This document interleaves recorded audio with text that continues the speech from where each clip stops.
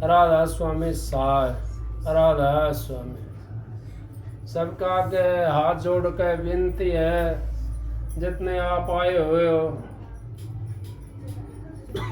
जितनी बार सत्संग हो,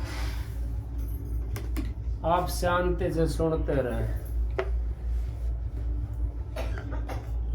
परम संत हजूर ताराचंद जी महाराज,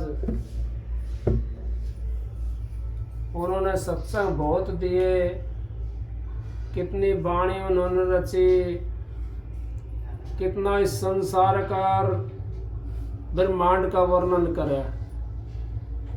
क्योंकि संत महात्मा जो आते हैं वो सारी चीज का वर्णन करते हैं, सारी चीज को मुट्ठी में लेकर के आते हैं। चारों युग संतों के हाथ में होते हैं और चारों युगों की वाणी करते हैं संत महात्मा। भाई ने पहले शब्द गाया और अभी भी ये शब्द गाया। इन शब्दों को समझने वाला कोई कोई होता है, सारे नहीं होते, सारे नहीं होते शब्दों को समझने वाले। क्योंकि सब ऐसे ही होते हैं, अब किसी के समझ में आ जाता है, किसी के समझ में आता नहीं है। और यहाँ संसार के अंदर तो समझ का ही तो खेल है। ये मालिक की ऐसी दया होती है जिसके कारण जीव इस संसार में आता है और इस संसार का आकर के भोग भोगता है और फिर वापिस चला जाता है, फिर आता है, फिर चला जाता है। परम संत हजूर ताराचंद जी महाराज वे उन्होंने कहा है मनोचोला बड़ा उत्तम है। ये 184 जिया जोन भुगतने के बाद में एक दफा मिलता है और फिर इसको हम हाथ से निकलने दें तो हमारा जैसा कौन है? कोई नहीं। क्योंकि हमारे मनुष्य चोला हाथ में आ रहा है और फिर खाली जा रहा है।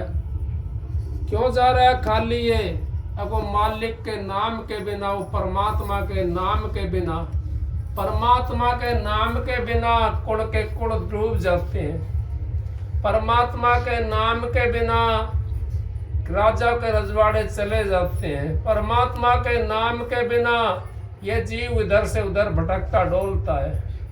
क्योंकि ये सपना के बाद सबक सुना था भाई ने। अब सपना के अंदर जीव पता न क्या बन जाता है और जब आंख खुलती है तो फिर कंगाल का कंगाल दिखाई देता है। सपना के अंदर कभी राजा बनेगा, कभी फकीर बनेगा, कभी कुछ बनेगा, कभी कुछ बनेगा। और सत्संग में जीव जो आता है वो ना कंगाल रहता है और ना फकीर बनता है। वो तो शहंशाह बन जाता है। कैसे बन जाता है शहंशाह? जिसकी सूरत छठे शक्कर से ऊपर चली जाती है वो किसी को गिरदानता नहीं है। वो तो अपने मस्ती में मस्त रहता है। जैसे महात्मा राग के अंदर है तो वो भी मस्ती में मस्त है।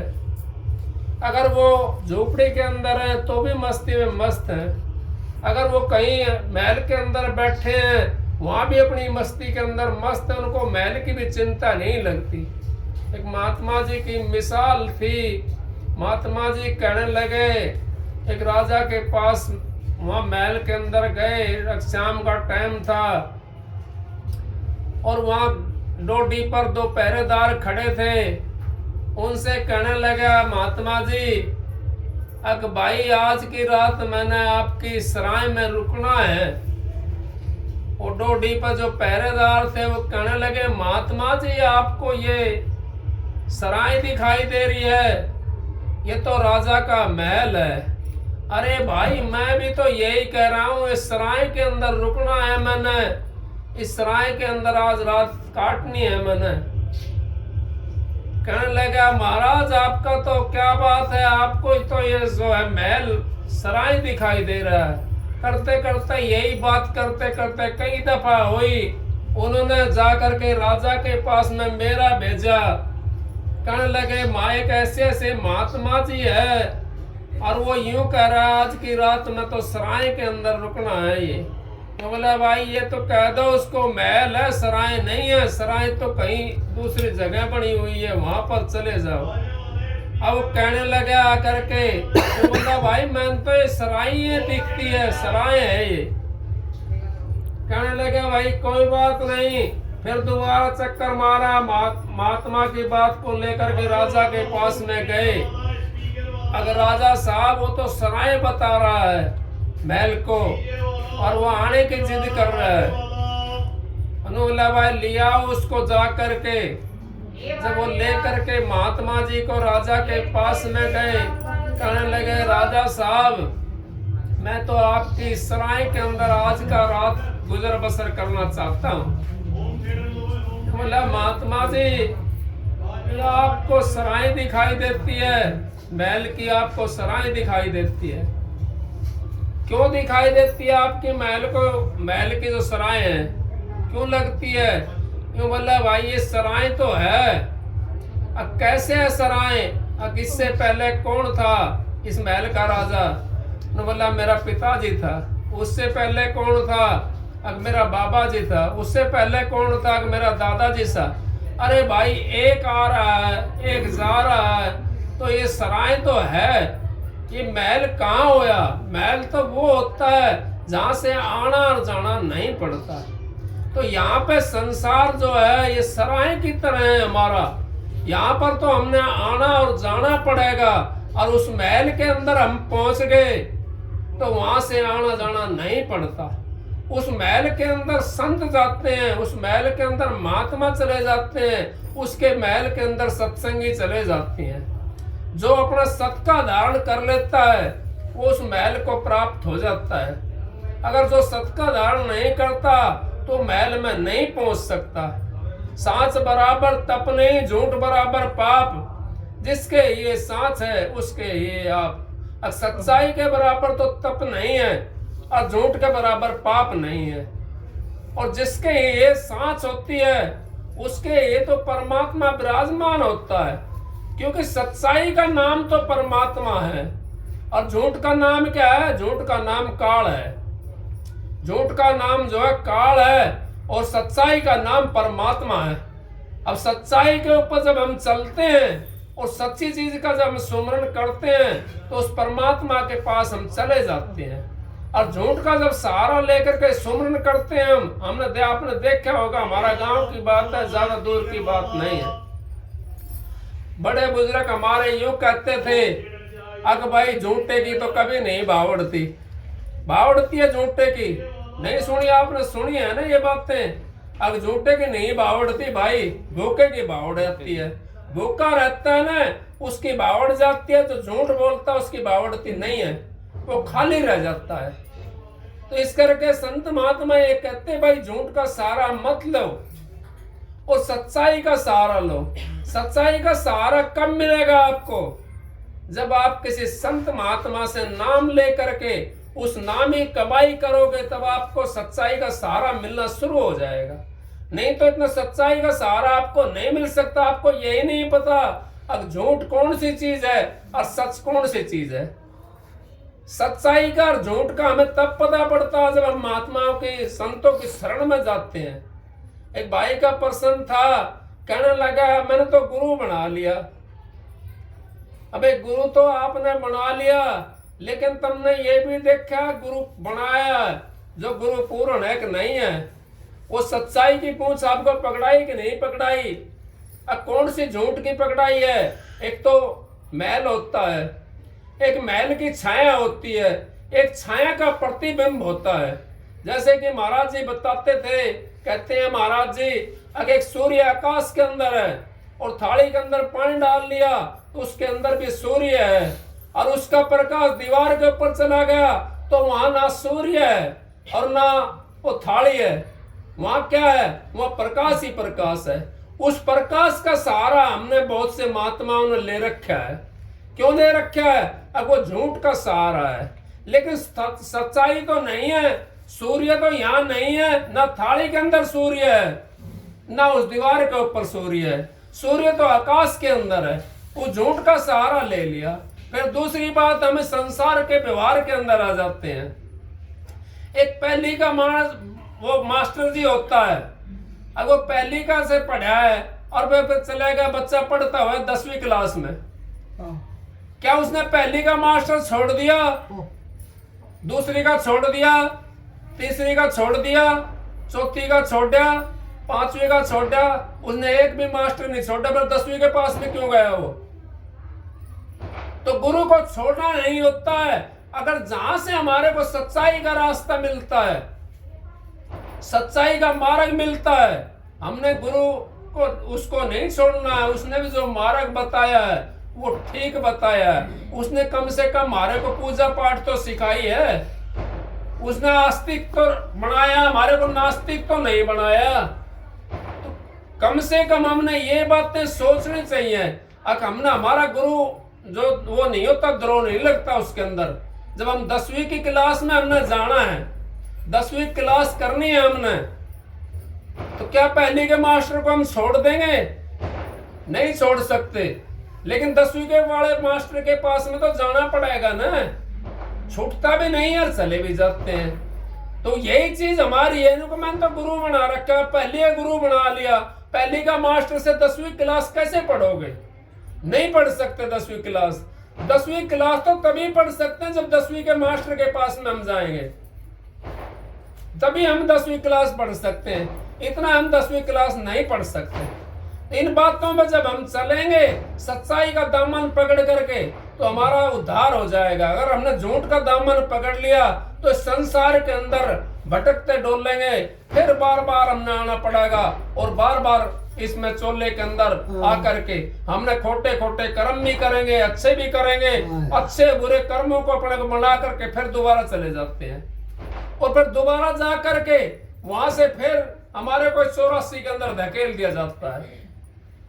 इस 84 के अंदर धकेल दिया, इस 84 तो हमने फिर काटनी पड़ेगी। अगर हम संत महात्माओं के शरण में चले गए, तो अगर हमारे से अच्छे और बुरे नहीं होते, कोई बात नहीं है, वो कर्मों का हिसाब होता है। अब कोई इंसान किसी के पास में तो 99 रुपए हैं, उसने 100 करने हैं, तो उसके अंदर तो 1 मिलाना पड़ेगा 100 करने के लिए। और जिसके पास में 1 रुपया है, उसने तो मेहनत करनी पड़ेगी 99 रुपए बनाने के लिए। अब 99 उसने बनाना पड़ेगा। तो इसी करके हम उस कर्म के हिसाब से अपना वो सच्चाई के ऊपर रुके और सच्चाई का दामन पकड़े। संत महात्माओं के शरण से आई टले बलाय, जो दंड सूली का वो सूल में टल जाए। अब जो दंड हमारे को सूली में मिलता है, वो हमारे को कांटा लग करके संत महात्माओं के शरण में जाने के बाद में कांटा लग करके टल जाता है। भोग तो हमने भोगना पड़ता है, लेकिन वो सूली की सजा सूल में भोगी जाती है। तो इन चीजों को जब हम करेंगे काम, तो हमारा जीवन सफल हो जाएगा। नहीं तो हमारा जीवन मिट्टी में मिल जाता है और ये मानस देह हमारी हाथ से चली जाती है। और हाथ से चली गई तो फिर क्या रहेगा? क्योंकि मनुष्य चोला बड़ा कीमती है। इसकी कीमत क्या है? कबीर साहब ने बताइए इसकी कीमत क्या बताई है कबीर साहब ने? एक सांस की कीमत बताई है। मनुष्य चोले की तो बहुत ज्यादा कीमत है। एक सांस की कीमत बताई है। कहता हूं कह जात हूं काई बजाऊं ढोल, श्वासा खाली जाता है 3 लोग का मोल। अब 3 लोग के मोल के बराबर एक श्वास की कीमत बता दी। फिर कबीर साहब ने फिर कह दिया, अब श्वास श्वास सुमरण कर, वृथा श्वास मत खोए। कहा पता है श्वास को आवन होए ना होए? क्या पता है श्वास का ये आएगा कि नहीं आएगा? इसका तो हमने सुमरण में लगा दे, उस परमात्मा की भक्ति में लगा दे, तो हमारा जीवन का उद्धार हो जाएगा। नहीं तो हमारे जीवन का उद्धार नहीं हो सकता। जीवन तो हमारा कैसे चलता है? हम राम के नाम के सहारे चलते हैं, हमारा तो काम भी हो जाएगा और हम अपना इस पार से उस पार भी चले जाएंगे। जैसे कोई सहारा मिल जाता है, कोई नदी के अंदर से निकल रहा है, हम डंडे का सहारा ले लिया तो पैर उसके डिग में गाएंगे नहीं। और डंडे का सहारा नहीं लिया तो पैर मिगाते चलेंगे नदी के अंदर से, वो बह भी सकता है। तो डंडे का सहारा क्या होता है? डंडे का सहारा वो नाम है। उस नाम को अपना सहारा बना लो, उस नाम को अपने अंदर में ऐसे रचा लो जैसे हाथों में मेहंदी रचाते हैं। उस नाम को अपने हृदय के अंदर ऐसे घोल लो जैसे दूध के अंदर चीनी मिलाते हैं, पानी के अंदर हम शरबत मिला देते हैं। उस नाम को अगर हमने घोल लिया तो हम नामी से मिल जाएंगे। अगर उस नाम को हमने नहीं घोड़ा तो फिर कैसे नामी से मिलेंगे हम? नामी तो हमारे पास में है, और नाम जो दुनिया ढूंढा त्रिलोकी माई, और नाम बसता चौथे लोक माई। दुनिया तो उस नाम को त्रिलोकी के अंदर ढूंढते ढोलते हैं, और चौथा लोक आपके अंदर में है। चौथा लोक संत महात्माओं ने ब्रह्मांड में बता दिया, यहाँ पर बता दिया। और चौथा लोक यहाँ पर है। उस चौथे लोक के अंदर जब हम बढ़ेंगे, कैसे बढ़ सकते हैं हम उसमें? हम ऐसे बैठ करके नहीं बढ़ सकते। हम तो उसके लिए हमने सुन होना पड़ेगा, उसके लिए हमने सोना पड़ेगा। जैसे सपने के लिए सोना पड़ता तभी सपना देखते हैं हम, इसी तरीके से उसके लिए हमने जो गुरु ने ध्यान का रास्ता जो बताया है, उस जब चीज पे हम बैठेंगे, उस साधन पे हम बैठेंगे तो हमारा शरीर सुन हो जाता है। सुन होने के बाद में हमारे को पता नहीं पड़ता हम कहाँ पे बैठे हुए हैं। और वो चीज जब सुन हो जाता है तो हमारे को अपने आप पर भी भूलना शुरू हो जाता है। फिर वो चीज निकल करके हमारी चलती है, और वो चीज उस चीज को देखती है, बाकी कोई चीज उसको चीज को देख नहीं सकती। जागते हुए सपना कोई नहीं देख सकता, सोते हुए सपना देखना पड़ेगा। तो इसी तरीके से जागते हुए परमात्मा का दर्शन नहीं हो सकता। बाहर की जो आंख देखती सारा झगड़ा झूठा है, अंतर की आंखों से देखो घट में खेल अनूठा है। मन माया की फिर दुआई 5-25 सुन लूटा है, तारा चंद भव सागर तिर गए सतगुरु सिर पर कूटा है। और जो बाहर की आंख देखने वाली है ये सारा झगड़ा झूठा है। अंतर की जो आंख देखती है वो खेल अनूठा है। बाहर की जो आंख देखती सारा झगड़ा झूठा है, अंतर की आंखों से देखो घट में खेल अनूठा है। मन माया की फिर दुआई 5-25 सुन लूटा है। 5-25 हमारे 5-25 प्रकृति, 5 हमारे विषय लगे हुए हैं, काम क्रोध मोह लोभ अहंकार, ये हमारे लूटने के लिए लगे हुए हैं। इनसे हमने बचना है। इनसे कब बच सकते हैं हम संतों की शरण में जाकर के बच सकते हैं, नहीं तो इससे कोई नहीं बचा। राजा महाराजा भी डिगा दिए, कितने कितने बड़े बड़े ऋषि डिगा दिए, तपस्वी डिगा दिए। विश्वामित्र की क्या करा? विश्वामित्र स्वर्ग बना लिया था न्यारा। किसने डिगाया? एक उर्वशी ने आकर डिगा दिया उसको, स्वर्ग से नीचे आ गया, एकदम स्वर्ग भी खत्म कर दिया। तो कौन कौन डिगाए? कितने महात्मा डिगा दिए उसने। इसी तरीके से 5-25 जो हमारे ये हमारे बड़े दुश्मन है। 5 हमारे काम क्रोध मोह लोभ अहंकार, 25 प्रकृति है इस शरीर के अंदर। वो प्रकृति भी ऐसी है, कभी कोई सी प्रकृति आ जाती है, कभी कोई सी प्रकृति आ जाती है, हमारे को पता भी नहीं पड़ता। अच्छाई बुराई हमारे साथ चलती रहती है। उन चीजों को अगर हम सही कर लेंगे तो हमारा काम बन जाएगा। अगर इन चीजों का हमने बदलाव नहीं करा तो हम उस परमात्मा के दर्शन नहीं कर सकते। उस परमात्मा का दर्शन के लिए हमने इन चीजों को बदलना पड़ेगा, क्योंकि काम की जगह पे हमने काम तो हमारा वो है परमात्मा की भक्ति करना है, वो काम नहीं है। अब सारे दिन सुबह उठे और शाम तक भागते रहे और शाम को फिर पढ़ के फिर सो गए, ये काम है। इसलिए आया है मनुष्य, इसलिए मिला है? नहीं, इसलिए नहीं मिला। इसमें इसलिए मिला अपने बच्चों को भी कमा करके खिलाओ और उस परमात्मा की भक्ति भी करो। कैसे? संत महात्माओं ने वर्णन करके बताया है। जब गर्भ में बच्चा होता तो ऊपर में पैर होते उसके और नीचे को उसका सिर होता है। तो वहां ये कहता है परमात्मा वो नरक कुंड के अंदर होता है उस टाइम। वो कहता है परमात्मा तू मेरे को जल्दी से जल्दी इस नरक कुंड से बाहर निकाल दे ताकि मैं तेरी भक्ति करूं बाहर निकलने के बाद में, और किसी का सहारा ना ले मैं।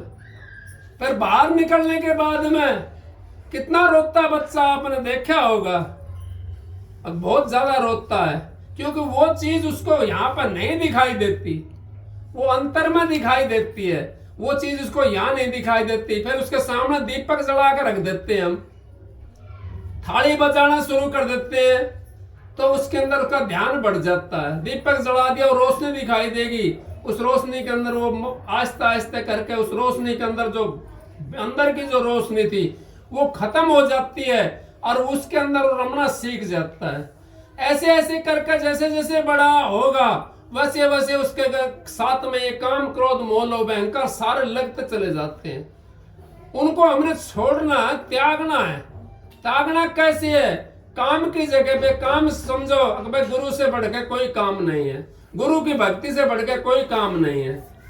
उनका टाइम निकालो। महाराज जी कहते हैं 2-2.5 घंटे, अगर 10% होता है, अगर 10% दे दिया, कोई कहे 2.5 घड़ी दे दी, तो घड़ करे तो 10% क्या करते हैं, अगर अपना जो कमाते हैं उसका मान लो 100 रुपया कमाया, 100 में तो 10 रुपया धर दिया ठा करके, लेकिन वो कमाई नहीं है, वो नहीं चाहिए गुरु ने। गुरु ने पैसे का करना क्या है? बच्चे भी आने हैं, बात भरना है ना भरना, गुरु ने पैसे नहीं चाहिए। गुरु को तो वो समय चाहिए उस परमात्मा की भक्ति के वास्ते, क्योंकि गुरु को लाज होती है, वृद्ध को लाज होती है।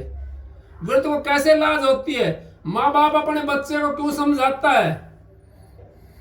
क्या करना माँ बाप ने बच्चे का क्यों समझाता है? वो इस करके समझाता है कि मेरी भी इज्जत बना कर रखेगा, अगर ये कोई गलत काम में लगा तो मेरी भी इज्जत बिगड़ जाएगी, इसी करके तो समझाता है। तो गुरु जब संत सतगुरु आते हैं संसार के अंदर, तो इसीलिए हमारे को समझाने के लिए आते हैं वो, और समझाते हैं, और नाम दे करके वो अपने धाम में ले जाते हैं। वो कहते हैं कि देश अपने चलो भाई, पराए देश नहीं बसना। अगर अपने धाम में तुम चलो, ये धाम तुम्हारा नहीं है, ये धाम तो काल माया का धाम है, ये तो उसका धाम है कि यहाँ पर तो कर्म भूमि है, तो यहाँ तो कर्म करो और भोगो, कर्म करो और भोगो, ये तो ये वो धाम है। वो धाम तो अपना हम भूले बैठे हैं। कौन सा धाम था अपना? को जीवात्मा और राधा स्वामी धाम से आई थी, और ये उतरती उतरती नीचे उतरी आई, और नीचे उतर करके इसने यहाँ सृष्टि के ऊपर आ गई, इसने अपना कर्म करना उल्टा सीधा शुरू कर दिया, क्योंकि फंस गए यहाँ पर आकर के। यहाँ काल माया का देश है, इसके अंदर जब कोई कैद में चला जाता, मछेरा जाल लेकर आता है और वो जाल फेंक देता है, और वो जाल के अंदर जो फंस जाता है, मच्छी हो चाहे मेंढक हो, उसको बाहर निकाल लेता है।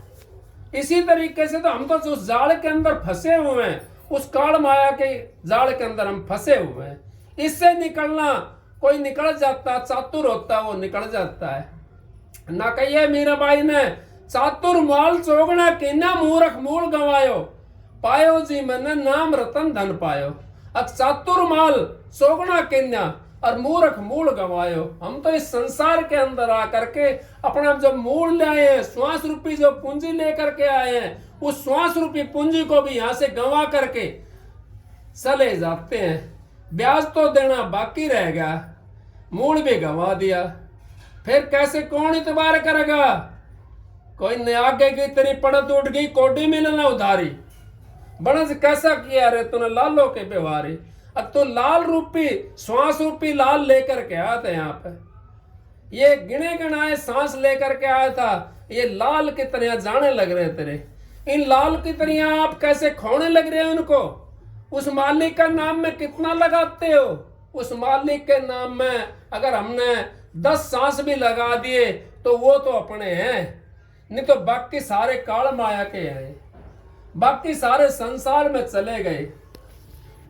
अगर 10 सांस हमने उस परमात्मा की भक्ति में लगा दिए तो हमारे काम आएंगे। कब काम आएंगे वो? जब पूंजी होती है ना, जवानी में तो कमा कमा का धर लेता है, जब बुढ़ापा आता है उस टाइम काम आती है पूंजी वो।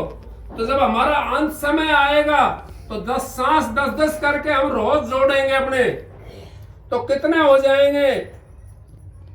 करोड़ों सांस हो जाएंगे, लाखों करोड़ों के अंदर चले जाएंगे, अरबों खरबों में चले जाएंगे।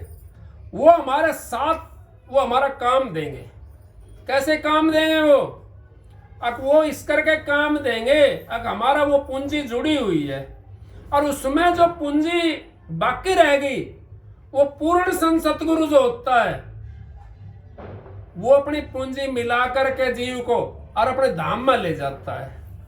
जब बाप अगर हमारा भगवान हो और बेटे पर थोड़ा कर्जा हो जाए तो कर्जे वाले अगर उसको तंग करने लग जाए और सही शरीफ बेटा हो तो बाप ने कहेगा भाई कोई बात नहीं, ये तो ऐसा था तो नहीं, लेकिन कर्जा होगा, कोई बात नहीं भाई, तू मैं दे दूंगा भाई, छोड़ दे इसको। अगर गलत काम करता है नाम लेकर के उसको दंड भरना पड़ेगा। नाम लेकर के अगर वो विषयों में के अंदर फंस रहा है, कामी है तो कोटि का नहीं, क्रोधी है तो कोटि का नहीं, और मोह में फंसा बैठा तो भी कोटि का नहीं, और लोभी है तो भी कोटि का नहीं।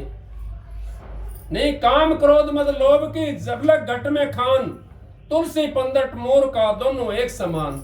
काम क्रोध मोह लोभ की जब तक हमारे घट के अंदर खान होती है तो तुलसी पंडित मूर्ख का दोनों एक समान। मूर्ख के बराबर है हम तो।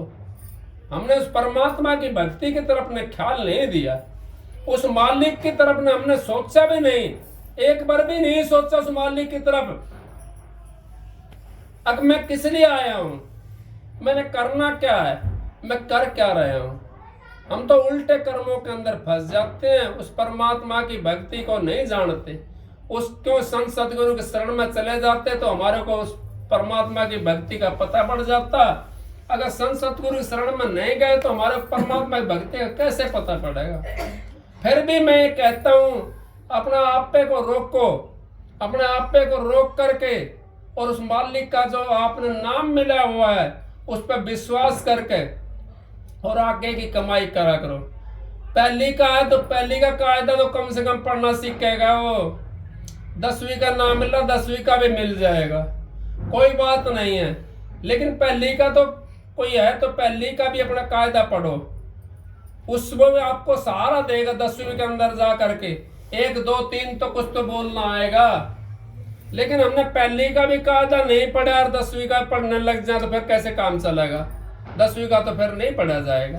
तो ये सीढ़ी है, ये परमात्मा का नाम की सीढ़ी है। और जिसके पास में सारी चीज होती है संत वो होता है जो उसके अंदर असली भी चीज होती है और नकली भी होती है और उसकी छाया भी होती है, उसका प्रकाश भी होता है, सारी चीजों का वाकिफकार होता है, उसको संत कहते हैं। आज ये नोट कर लेना तुम, जो सारी चीजों का वाकिफकार होता है उसको संत कहते हैं। और जो इनसे ऊपर चला जाता है छाया माया से और जो सही चीज होती है, जो नाम होता है, उसको परम संत कहते हैं।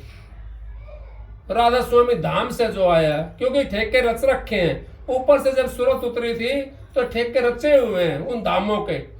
उन धामों का भी वैसा ही रूप है, वैसा ही रंग है।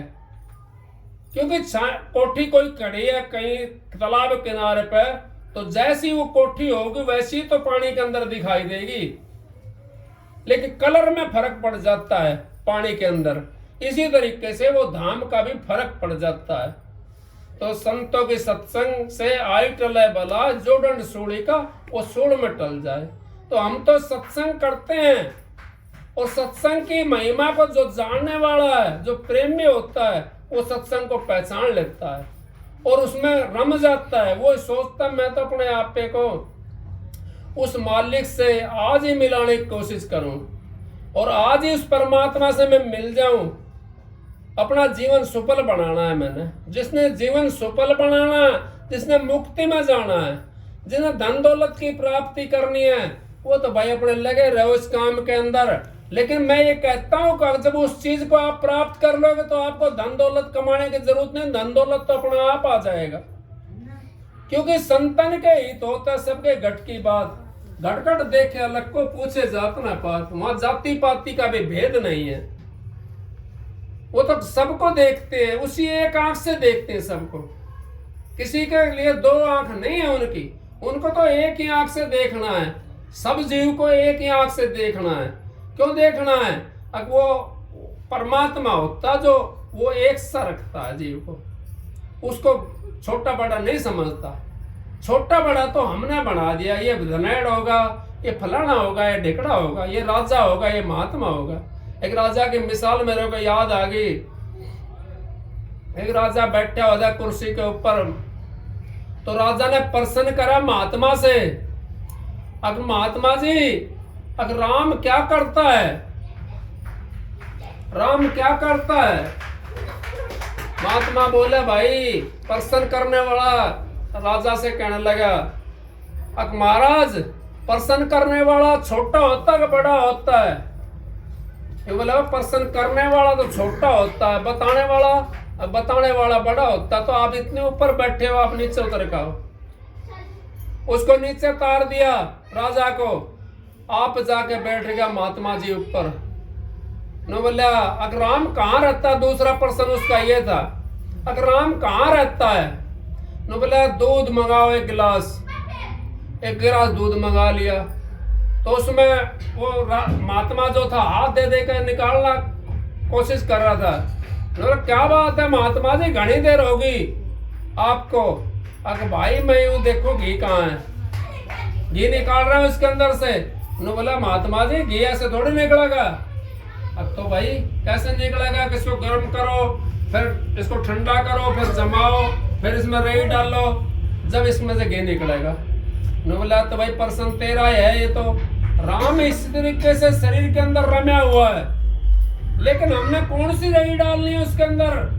उसके अंदर हमने नाम रूपी रई डालनी है। और नाम रूपी जब हमारी रई चलती है, जब हम ध्यान भजन में बैठते हैं, तो नाम रूपी रई कैसे चलती है हमारी, मैं आपको बताता हूँ। अब एक दफा तो हमारा ख्याल जाएगा संसारी की तरफ बाज करके, फिर संसारी की तरफ से हटाएंगे हम उस ख्याल को, फिर परमात्मा की तरफ लगाएंगे। तो वो ख्याल कभी इधर कभी उधर ऐसे तो चलती होगी रही।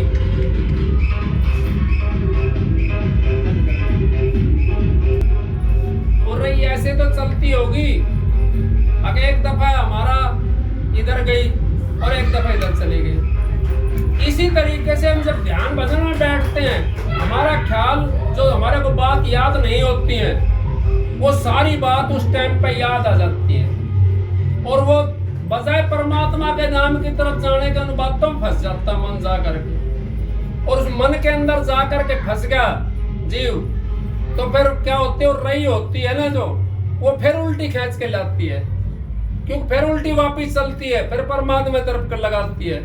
तो उसकी गैल ऐसे करके मथन होता है, और जब वो छट जाता है फिर अपनी सूरत चाल पकड़ती है। उसके बाद में जब वो फिर घी निकल जाता है बाहर, वो महात्मा जी कहने लगा, अब महाराज एक प्रश्न तो होगा, दूसरा परमात्मा करता क्या है? अब परमात्मा वही करता, किसी को तो ऊपर से नीचे बैठा दे और किसी को नीचे से ऊपर बैठा दे। जैसे आप राजा थे और नीचे चले गए और मैं बैठा हूं, तो इसी तरीके से परमात्मा भी यही करता है। अब किसी को तो राजा बनाता है, किसी को कंगाल बनाता है, लेकिन परमात्मा नहीं बनाता, हमारे कर्म बनाते हैं। परमात्मा कुछ नहीं करता, परमात्मा तो खाली हिसाब करता है जीव का। हमारे कर्म नहीं है राजा बनने के, तो हमारा राजा कौन बना देगा? वो महात्मा ने कर्म करे, उसने परमात्मा का नाम लिया, तभी तो राजा बने जाकर के। वो परमात्मा का नाम नहीं लेता तो उसको राजा कैसे छोड़ता? वो सीट को उसको नहीं छोड़ सकता था ना। तो इसी करके हमारे को ये परमात्मा जो है हमारे कर्मों का हिसाब देता है। उसके पास में इतनी बारीक किताब है और इतने बारीक अक्षर लिखे हुए हैं उसके अंदर, हमारे कर्मों का हिसाब, युगों का हिसाब है। और उसकी बहन है धर्मराज की पोपोबाई नाम है उसका। धर्मराज की बहन का नाम पोपोबाई है, बहन का नाम। और उसके हाथ में हिसाब किताब है। उससे पूछता धर्मराज, अगर ने क्या करा? आप जो सत्संग सुनते हो आपको ये आगे भी मिलेगा। क्यों मिलेगा? आपका वैसे ध्यान भजन आप बैठ करके नहीं कर सकते 1 घंटा, और सत्संग आप 1 घंटे के बजाय 1.5 घंटा भी सुनते हो। और एक जगह आपका ध्यान रहता है, एक जगह टकटकी रहती है, दूसरी जगह आपका ख्याल नहीं जाता। इस करके सत्संग का महत्व ज्यादा दिया है।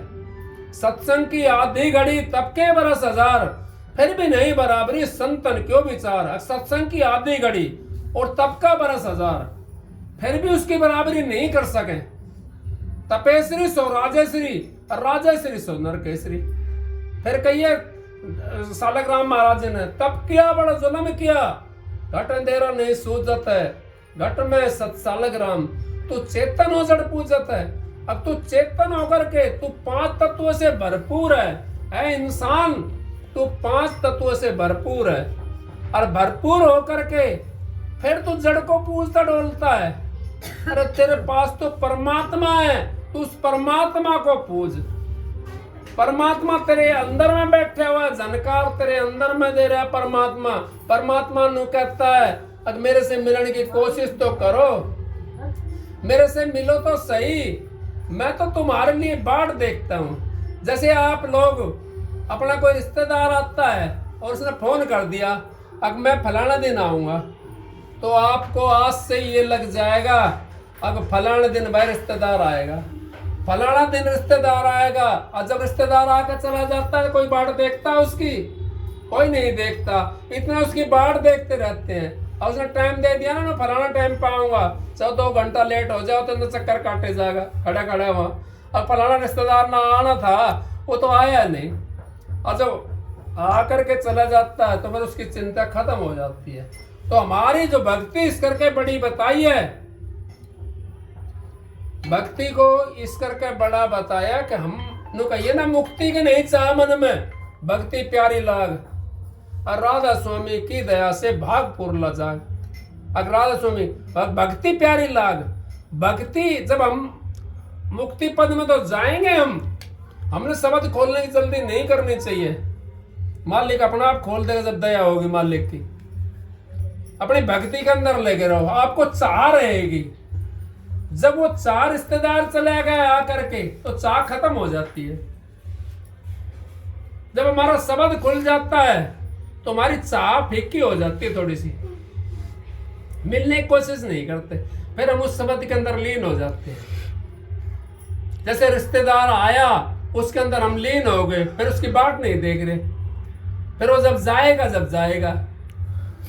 इसी तरीके से हम उस परमात्मा की भक्ति के अंदर लीन हो जाते हैं, जो शब्द खुलता है। और शब्द नहीं खुलता जब तक हम बाट देखते, बार बार हम बैठते कि आज परमात्मा को अभी देखूं मैं, परमात्मा को, उस मालिक को अभी मैं देखूं, वो परमात्मा है कहाँ, उसका दर्शन अभी कर लूं मैं, जिसके लिए मैं आया हूं। लेकिन फिर भी वो जल रहता है, वो फिर अपना टाइम पे मिलेगा। वो तो टाइम जो दे रखा है उसी टाइम पे मिलेगा वो तो इस टाइम के लिए हमने पायबंद रहना चाहिए, संतों के पास में जाना चाहिए, नाम लेकर के उस नाम की कमाई करनी चाहिए।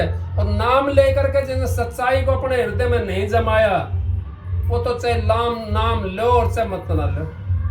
नहीं कही पहले कही मैंने, सांच बराबर तप नहीं, झूठ बराबर पाप। आप सच्चाई को अपने हृदय के अंदर जमा लिया तो आपसे बड़ा तपेश्वरी कोई नहीं। फिर गई तपेश्वरी सो राजेश्वरी, राजेश्वरी सो नरकेश्वरी। तब किया बड़ा जुल्म किया, घट अंधेरा नहीं सूझत है, घट में सत सालग्राम, तू चेतन हो जड़ पूजत है। तू चेतन हो करके जड़ को ही पूजता डोल रहा है। फिर भी कह दिया यही। फिर नानक साहब ने क्या कहा, अगर नानक नन्ना होइया जैसे नन्ही दूब, और घास जड़ जाएंगी, दूब रहेगी खूब। अब और घास जो है ना, ये सारी जड़ जाएंगी और धूप खूब रहेगी। इस धूप को खूब रखना है अपना। कैसे रखना है? आप इतने छोटे बन जाओ, आपको कोई समझो या ना समझे, लेकिन आप छोटे बन के दिखाओ। आप नरम हो जाओ, नरम हो के जो झुक गया ना, फल उसी के ऊपर लगेगा। जो झुकता नहीं है, फल उस पर नहीं लग सकता। जो झुकेगा उसके ऊपर फल लग जाता है, जो झुकता नहीं है उसके ऊपर फल नहीं लग सकता। तो ये संतों की दया से, संतों की मेहर से अपना काम चलेगा। और आपने भजन करना है तो आपने एक बात करनी पड़ेगी जरूर भजन के लिए। भजन की क्रिया बताता हूं आपको मैं। भजन करना है ना आपने, तो एक तो सच्चाई का अन्न खाना पड़ेगा और कम खाना पड़ेगा। मैं उनके लिए नहीं कह रहा हूं जो काम करने वाले बंदे हैं, मैं उनके लिए कह रहा हूं जो अपने सारे काम धंधे से निपट गए, अपना थोड़ा खाया करो और भजन में बैठ जा करो। और उसको भी ये सोचो सच्चाई का अन्न है, उसको भी ये मत ना सोचो भाई गलत कोई हमारे को ला के खवा रहा है, लूट खटूस कर ला खवा रहा है, शराब का मांस मीट का अगर हमारे को ला खवा रहा है, उसको खाने की कोशिश मत करा करो। उसमें अपना पेट भरो बस खाली। महाराज जी कह रहे थे खाना पीना जीने नु और जीना खाने पीने नु, लख लाना तो उस कमाने नु जो जिंदा खाने पीने नु। अगर उस कमीन को लख लाना तो उस कमाने नु, अगर जो जीवे खाने पीने नु। अब जो जीता है खाने पीने के लिए, अब यहाँ से खा लिया फिर वहां से जाग खा लिया फिर वहां से जाग खा लिया। अरे तू तो डांगर पशु हो गया भाई, पशु की तरह क्यों कर रहा है? तू मनुष्य बन जा। तो महाराज जी कहते थे मत हिंदू बन मत मुसलमान, तू एक इंसान बन जा। तो इंसान है, तू इंसान बन जा। हिंदू और मुसलमान बनने की जरूरत नहीं है, सिख ईसाई जैन बनने की जरूरत नहीं है, तो इंसान बन जा। इंसान अगर हम बन गए तो उस परमात्मा की भक्ति कर सकते हैं, नहीं तो हम उस परमात्मा की भक्ति नहीं कर सकते। परमात्मा हमारे से दूर नहीं है, हम परमात्मा से दूर बैठे हुए हैं। भाई जी कहती हैं, भाई जी कही दिन तो नुए बीत जाते, हम तो राम सुमर गुण गाते। पत्थर पानी पूजत फिरते, पत्थर पानी पूजत फिरते, ये सब खेल तमाशे दिन तो नुए बीत जाते, हम तो राम सुमर गुण गाते। अब दिन तो ये यूं ही बीत जाएगा, आप परमात्मा का नाम ना लोगे तब भी बीतेगा दिन तो, और परमात्मा का नाम ले लोगे तब भी दिन ने तो बीतना है, क्यों समय ने तो निकलना है। ये समय किसी के नहीं बंधा हुआ, हम समय के बंधे हुए हैं। हमारा समय नहीं बंधा हुआ, हम समय के बंध गए। अगर भाई इतना समय फलाना काम करना, इतना समय ढिकड़ा काम करना, लेकिन उन कामों के अंदर फंस रहे हैं हम। अपने काम के लिए हमने कोई समय नहीं चुना, ना रात चुनी ना दिन चुना, ना शाम चुनी ना सुबह चुना। उसमें तो हाजिरी लगाई ना लगाई तो ना सही। क्यों? अब उसके लिए हमारे पास समय नहीं है। हम तो और कामों के लिए, किसी का ब्याह हो रहा हो 4 घंटे लगाया हुआ, 4 घंटा भजन बैठ जाओ ना बैठ सकता ना भजन में। क्यों? और कहीं नाच तमाशा गाना हो रहा हो, कोई किसी के ब्याह का मैं नाच है ना, छोरे का ब्याह हो छोरा का ब्याह हो तो गीत गाने वाली आवा नाच है, वहां 4 घंटा लग जाएंगे। बट और उन्हें नाचना बड़ी राज्य होंगे, सुनेंगे सारा जना। और शब्द का माए 1 घंटा होगो ज्यादा होगो, 1 घंटा होगो ज्यादा होगो, आरती बोल दे, ऐसे करें। क्यों? अब उससे प्रेम नहीं। प्रेम गली अति सांकरी जामा दोनों समाये, या तो हर की भक्ति कर या संसारी विषय कमाए। अब प्रेमी गली इतनी सांकरी गली है वो, अब उसमें 2 चीज नहीं समा सकती, या तो संसार न संभालो उसमें, या हर की भक्ति न संभाले। हर की भक्ति संभाली हमने तो हमारा काम बन जाएगा। अगर हमारे को मनुष्य चोला मिल गया मालिक की दया से तो दोबारा फिर भक्ति कर लेगा। और हमने ये खाली छोड़ दिया इसको तो दोबारा मनुष्य चोला तो ना मिले। आप कितना दान कर लो, कितना पुण्य कर लो,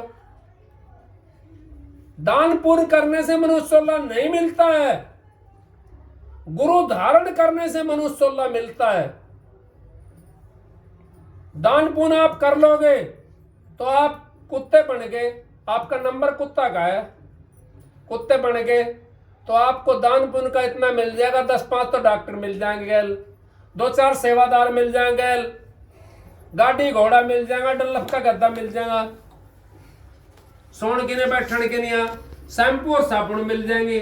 लेकिन जन्म तो कुत्ते का है, और उसको क्या मिलेगा खाने के लिए? वही हार्ड मांस खाने के लिए मिलेगा। माल तो मिल रहा है खाने के लिए उसको, लेकिन क्या मिला?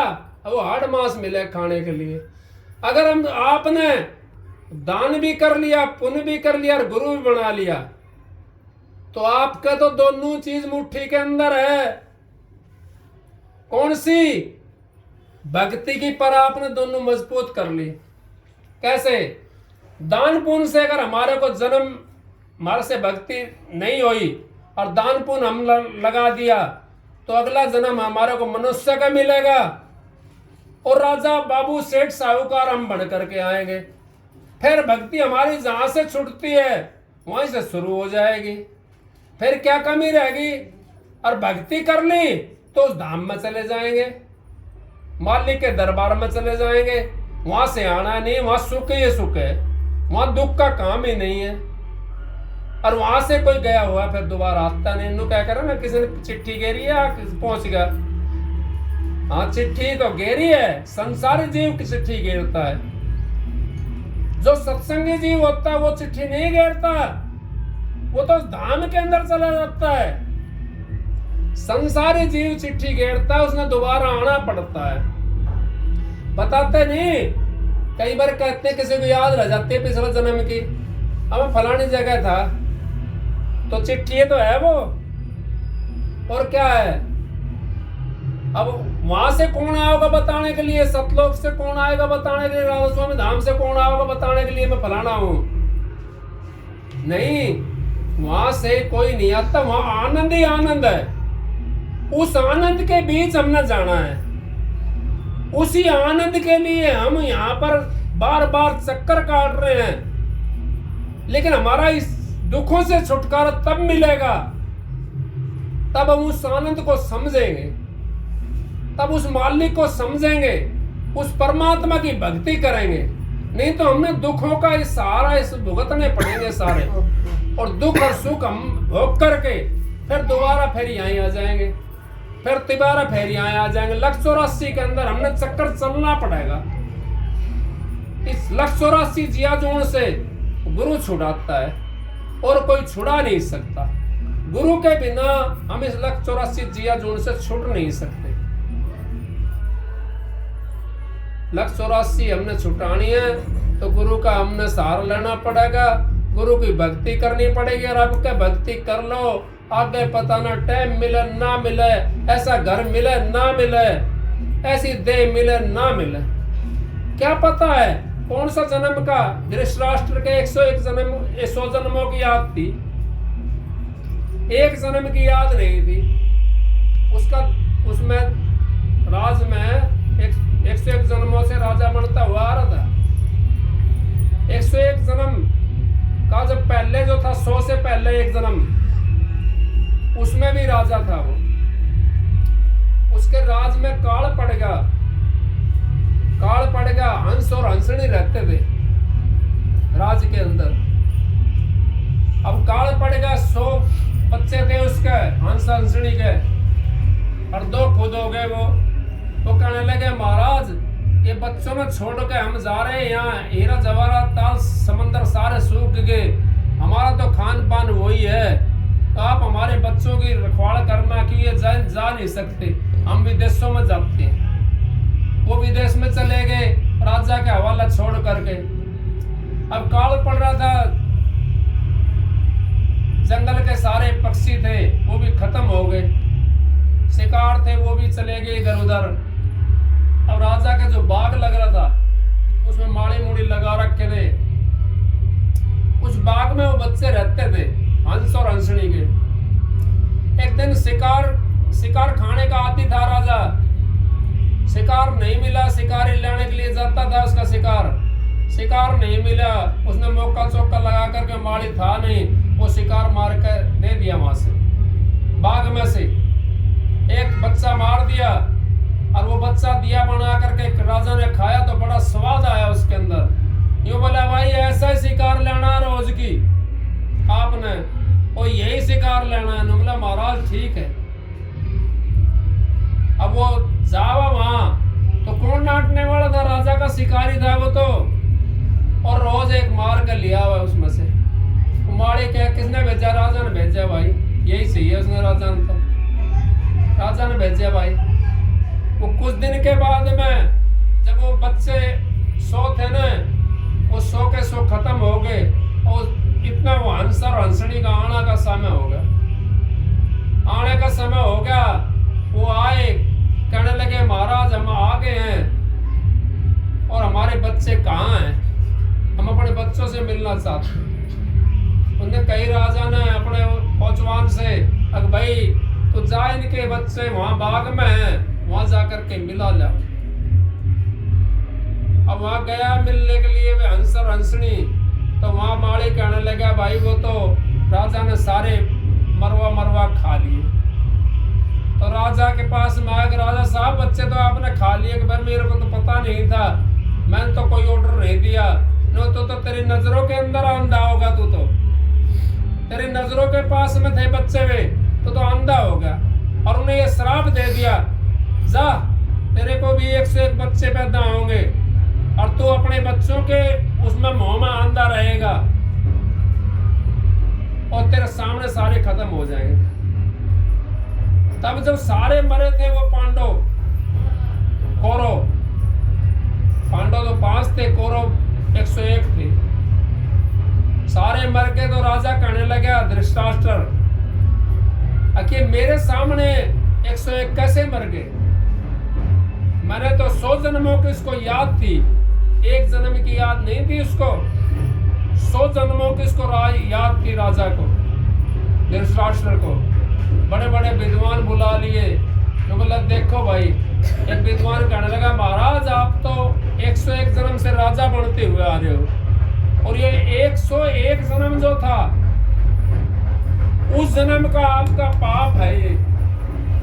उसने फिर ये कहानी बताई थी, आपके राज में आपके हवाले थे और आप देख करके भी अनजान बन गए, उनको खाते रहे मरवा मरवा करके। तो इस करके हमारे को ये जो जन्मों का पाप होता है ना हमारे का, वो सेधता है हमारे को। 101 जन्म तक की उसको याद थी, उसमें कोई बुरा कर्म नहीं करा था उसने, लेकिन हमारे को तो 1 जन्म की याद भी नहीं है। हम कितने बुरे खोटे खोद लेते हैं, फिर भी हमारे को याद ही नहीं है उनके। हमने ये नहीं पता 4 दिन पहले क्या खाया था, या 2 दिन पहले का बता दो कोई कहा करके मैंने फलानी चीज फलाना टाइम खाई थी, नहीं बता सकता, क्योंकि हम तो पर्दा गिरा हुआ है।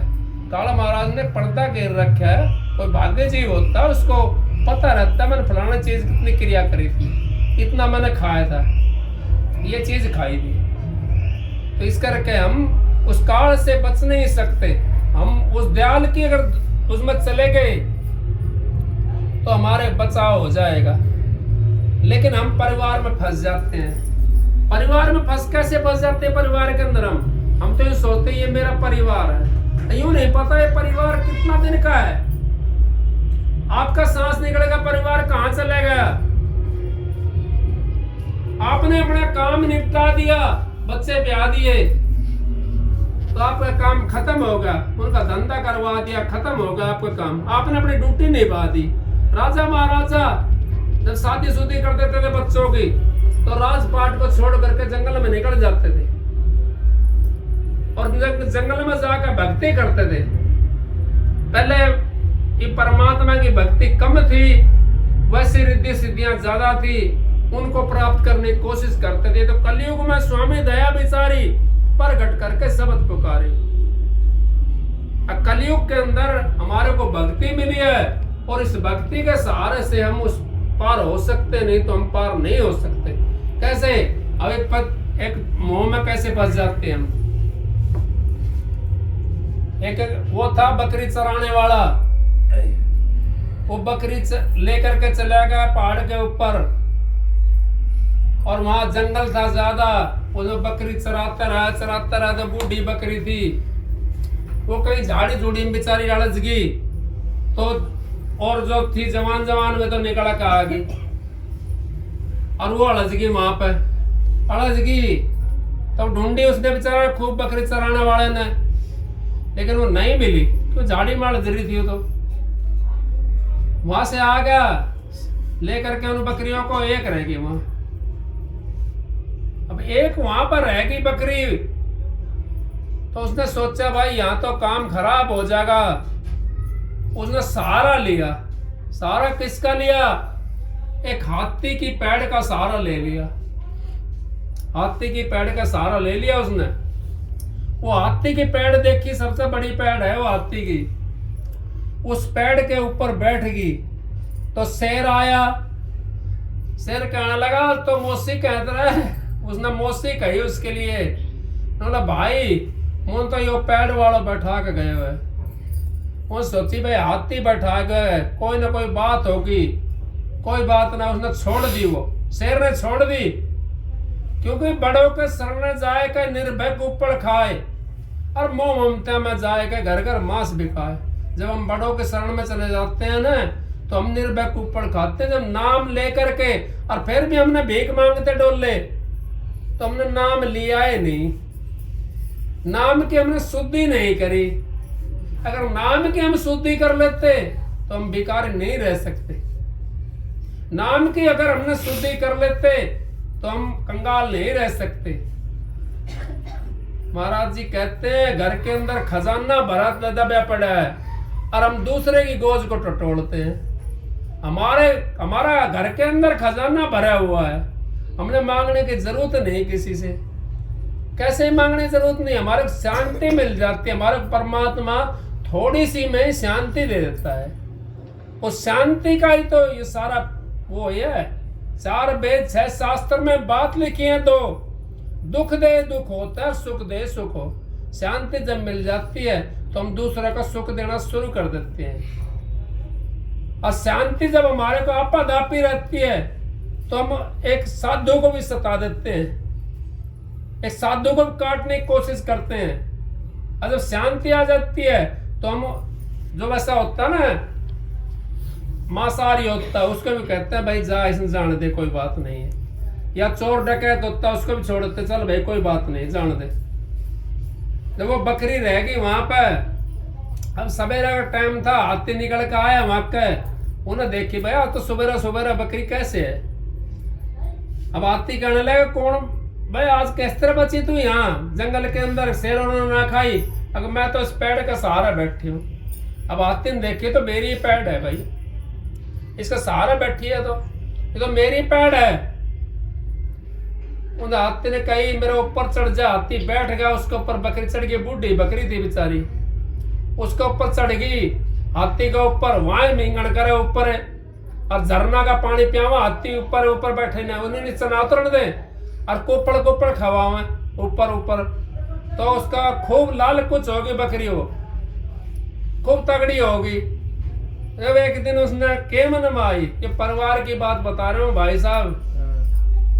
अब के मन में आई उसके न बोली अब मेरा तो परिवार में मिलने के न मन करे। हम सत्संग में जाकर भी 5 मिनट 10 मिनट नहीं बैठ सके, न मेरे परिवार के न मिलने के मन कर रहे हैं। परिवार में कहने लगे परिवार तो मिलका हूँ। हाथी कहने लगी अगर भाई मुझे परिवार तो मिला दे तू। बोले हाथी बोले भाई कोई बात ना, ठीक है मैं परिवार तो मिला दूं। वो नीचे परिवार था उसका, पहाड़ के नीचली साइड में दूर पड़ा था ज्यादा थोड़ा सा। हाथी अपनी पीठ पे बैठा कर बेचारे ने तार काया वहां तक उनका शेर सारा था बचा बुचू के। और जब परिवार में गई वो तो उसको जो बकरी चराने वाला था उन्होंने बोला रा भाई ये तो भाई बूढ़ी बकरी, ये तो कति जवान बन का भाई, तो उसको खूब ज्यादा की बिकेगी आज तो। और आज शान ने कसाईया ने बुलाऊंगा। और शान ने कसाई बुला के और वो किन देती कसाई के ने बकरी के है। अब बड़ों की शरण जाए के निर्भय कुपड़ खा। जब हम संत महात्माओं के शरण में चले जाते हैं ना तो हम निर्भय कुपड़ खाते हैं। हमारे को भय नहीं रहता, ना तो किसी जाटी पूजन का बैर है, ना किसी पीपल पूजन का बैर है, ना किसी और चीज का पूजने का बैर है। तो नाराज हो जाते हैं, कुछ कह देता है ना तो नाराज हो जाए। कुछ आदमी ऐसा हुए, कुछ जनानी ऐसी हो, नाराज हो जाए। क्यों हो जाए? हमारी तो वो बुराई करे। बुराई नहीं करता मैं किसी की, मैं तो सच्चाई की बात बताता हूँ। सच्चाई वाली बात पे अगर आप चलोगे तो आपका उद्धार हो जाएगा। जब कहने लगी अगर निर्भय ऊपर खाए, बड़ों के शरण जाए के निर्भय ऊपर खाए और मोह ममता में फंस के ये घर घर मांस बिकाए, वो कसाई लेके जा रहे हैं मुने और मेरा मांस जो है ना घर घर बिकाएगा ये जाके। तो हमारी भी इस तरह बोटी बोटी अलग अलग हो जाए, हम भी मोह ममता में फंस जाए। वो छोरो तो नो कहेगो, वो छोरो नो कहेगो, वो बोड़िया नो कहेगी, वो फलाना नो कहेगो। मोह ममता में ना फंसो, मोह ममता को त्यागन करो, परमात्मा का नाम लो, तक सारा कोड़ी ना गलने दो। तो परमात्मा का आप नाम लेना शुरू करोगा तो पड़ोस से भी प्यार करना शुरू कर देगा। और परमात्मा से जब दूर रहोगे तो फिर बताओ कैसे अपना कैसे उद्धार होगा। और सासुओं ने तो बहू की सेवा करनी चाहिए और बहू ने सासुओं की सेवा करनी चाहिए। एक दूसरे की सेवा से हमारा गुजारा होगा, क्योंकि हम अपनी बहुओं की बुराई ना करें और अपनी सासुओं की बुराई ना करें। क्योंकि हमारे अंदर ऐसे बैठे हैं, अगर बहू की बुराई करने लग जा तो सुनने वाले हैं ना, वो आप तो सुन रही है अब बहू की, मेरी बहू ऐसी, मेरी बहू ऐसी, तो दो तो कहिया आपने, वो चार मिला के अपना दौरत है उसने, और सामने उल्टी बहू का दौरत चली गई। चार अपने मिला दी, दो तो आपने कही थी, चार और मिला दी, पर सामने रोटी मिल जाएंगी आपको, नहीं मिल सकती। और इसी तरीके से बहू भी सासुओं की बुराई ना करो, क्योंकि उनका भी यही काम है।